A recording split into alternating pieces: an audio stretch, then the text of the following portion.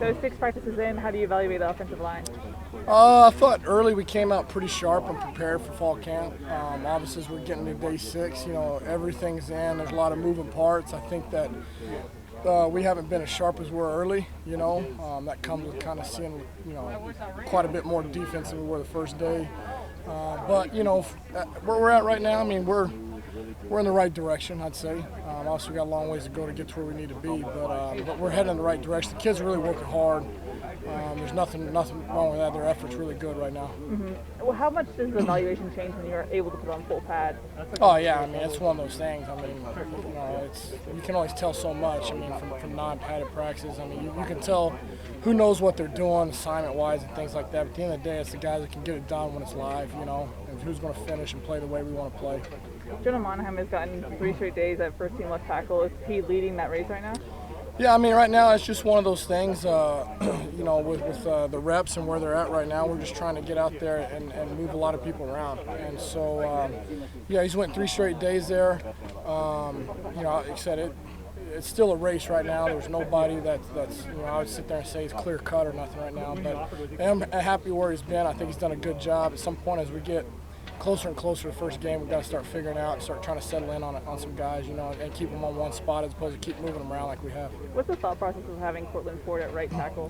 Just, it's one of those things. You don't ever really have, it's not as simple as just saying having 2 deep and a guy's a right or a left tie. You know what I'm saying? A lot of times you have, a top 7 or a top 8, and you have a rotation, a backup center, maybe a backup guard, maybe a backup tackle, and those guys have to either play both sides or you have a backup left side player, backup right side. So just depending on your situation, with your personnel, you got to be multiple for, like I said, any scenario that pops up during the season to make sure that no matter what, your best 5 is out there at any given time.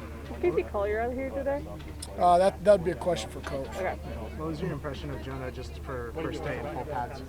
I mean, like I said, we weren't on the field as much as we had been in the back, so we were a little bit off. It's hard to sit there and give you an honest answer on that until we watch the tape. I don't remember, seeing anything that I thought he did bad or poor or anything. So that's obviously a good thing, if you're not getting noticed out there. But I know there's a couple times I think he made some pretty good, some communication to the center to help us out in the right fronts and stuff like that. He's a real sharp kid, and really could, like I said, he's a kid that has a real bright future. And honestly, if we train him that way, he could play any position on the O-line.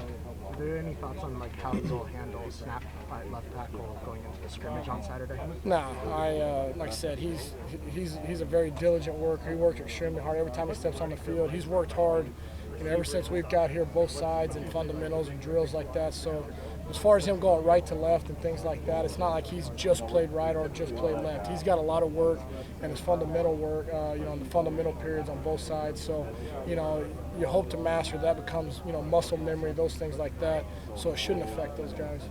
What are the key things you're looking for in that left tackle position battle? Again, it's I'm not one of those guys that believes that you have to have your best player at the left tackle position. I think in today's college game, with a lot of field boundary teams and people flipping their lines, this, that, and the other, you get just as strong a, rusher on the right side as you do on the left side sometimes, So, again, it's just trying to find out the option, find our best 5 out there, and maybe that is him on the left, and maybe it's Cortland on the right or McKenzie on the right. So we're just trying to, again, experiment as much as we possibly can through these kind of periods that so we can kind of figure it out as we get in the next 2 weeks or so. Is there like a particular skill set that you're looking at left tackle though? I want them both to be equally good. I don't. My last couple of years at Wazoo, Cole Madison was a draft pick playing right tackle for us, and at times you would probably say he would have been our best player, So I don't really look for a certain skill set or nothing like that. I'd like both of them to be dominant tackles, obviously. So, but yeah, it's just going out there to again put our best 5 out there in the best situation possible. Has anybody impressed you so far today? It's hard to tell today. I don't think anybody stood out. There wasn't one kid I'd say that was above anybody else. I don't think we were just awful out there today, but I definitely think we've had better moments in camp so far. How do do you balance finding the best 5 and also not jeopardizing the chemistry that they could build during this Yeah, time? that's a tough. I mean, that's where we got to start making tough decisions in the near future. Because at some point, as we get closer to September, we got to have some chemistry, up there. It can't be one of those things where they don't know what they're going to go into mock week or game week as far as which side they're going to play. So, as we get closer to that date, we really need to settle in and start building some chemistry and continuity amongst those guys at the positions they're going to play. We've seen some pairings though on each side of the line. Is that a It's just kind of coincidence, maybe. Okay. It's not anything that, as far as we think these two kids play together as well as these guys, it's not like that. Mason Murphy's gotten some reps the past couple of days. For a true freshman, what's been your impression? Really impressed for a true freshman. Obviously, coached by a great Trojan, Pat Harlow. I know he trained a bunch of my guys down here for the combine and things like that. So he came in here, giant skills. He had been with Coach Vianney's dad and things like that. So he was really polished coming in. He's a talented kid, but again, he's one of those, where I walked into a situation with really high character kids that love football and they really want to be good. And so he's retained a lot of information early and he's got a bright future. And I think he's just scratching the surface. But I've been really excited. Like I said, we played 2 days where he's pretty much ran with the 2s and got 2 reps.